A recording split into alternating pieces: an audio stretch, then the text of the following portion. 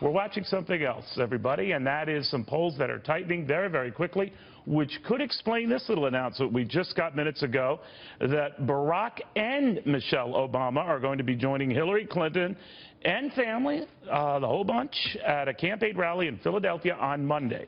Let me see, Philadelphia, Pennsylvania, battleground state. It used to be a runaway state for her, now within just a few digits. What the heck is going on? To Larry Sabato on the scary path to 270. For both candidates now, they're trying to fine-tune exactly how they get there. As you were saying yesterday, maybe a couple of more paths for Donald Trump. I mean, it's still hers to lose, I guess, in the electoral college. But what's going on here? Mm-hmm. Well, it's a very wise choice by the Clinton people. They have literally loaded every surrogate, virtually, I think, except for Michelle Obama, on Philadelphia. Why are they doing it? You're correct. Pennsylvania is still, 4 points or so for Clinton, but they want it at least that size or bigger. Second, Pennsylvania does not have early voting.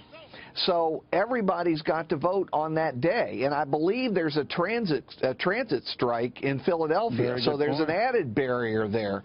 So all of those things added together means the big push is on in Pennsylvania for the Democrats. So it really comes down to, as smart guys like you remind me, whose voters are more jazzed? Who will walk over, stop trains to get to those polls? The rap against Hillary Clinton is that she's got a tougher time on that front. What do you make of that?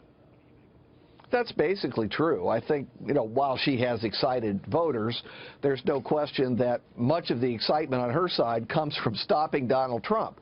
Now, it's also true a good bit of the excitement on the Republican side comes from stopping Hillary Clinton. But there's no question, looking at the rallies and that kind of thing, it is much tougher to fall asleep at a Trump rally than it is to fall asleep at a Hillary Clinton rally. And that would be your problem, Neil, at either one of the rallies, falling asleep. Indeed, yeah. Especially when Trump will turn on the press in attendance there and say, get him! But the one thing I'm curious of is how this tightening the polls differs from what we traditionally see. Normally there's tightening going on, or is this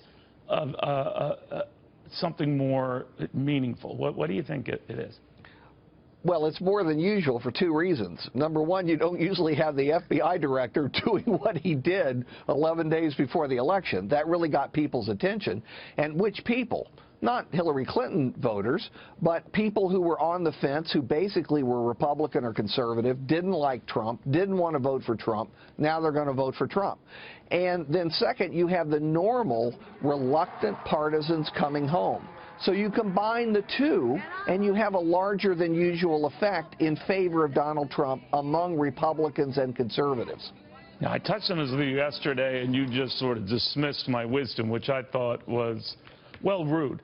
But I think this has a 1980 feel to it. And even though I wasn't even born, I think that yes, I was there. Yes, you weren't. You were there. There's something about where the sands are shifting so dramatically, and in states where Hillary Clinton a little more than a week ago had a double-digit lead, now in the low single digits, where leads have been completely reversed. Now, we didn't have the type of polling or social media or any of that we in 1980 that we have today. But what do you make of that? That this could be the making of something, or has the ingredients to make something like that?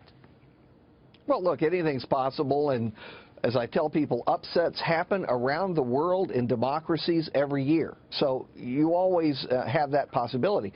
But back in 1980, when you weren't there because you weren't yet born, and I was already well into my, I think I was 30, somewhere around 30. You had already retired. So, remember? That was the first time you retired. Yes.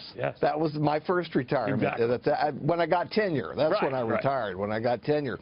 But look, here's the difference.